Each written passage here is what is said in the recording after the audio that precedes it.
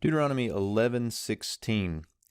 Hishamaru lachem pen yifteh levavchem, ve'sartem ve'avadtem Elohim acharim, ve'hishtachavitem lahem.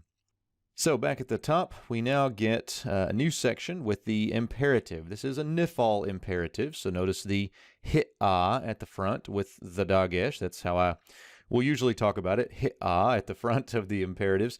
So it's nifal. It is a plural imperative. Notice the shurik at the end here. And so we have something like guard yourselves. Or if we want to get the passive of the nifal, we could say be guarded with regard to yourselves, but that essentially works out to say guard yourselves or be careful lest your heart, as the subject, your heart be deceived. Now the verb here is a call imperfect 3ms of the root patah, which means to be simple.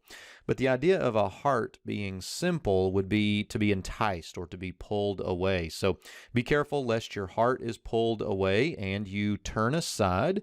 We have a call perfect 2mp of the root sur plus a vav consecutive. And you turn aside and you serve, call perfect 2mp, this time of the root avad plus the vav consecutive.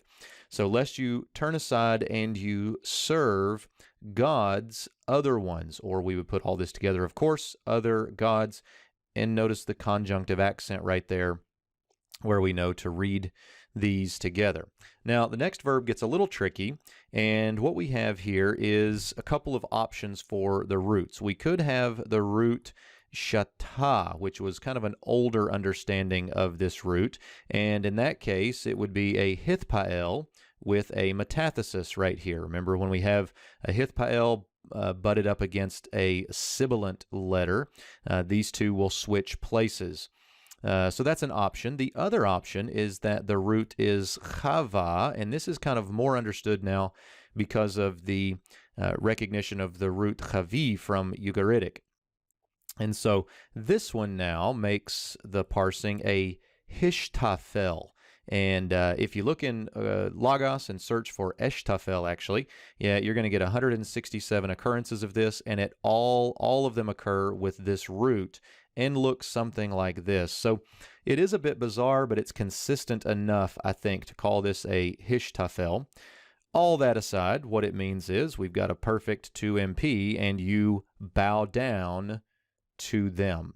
So these are the things that Moses is wanting them to be careful to avoid: your heart being enticed, you turning aside, serving other gods, and bowing down to them.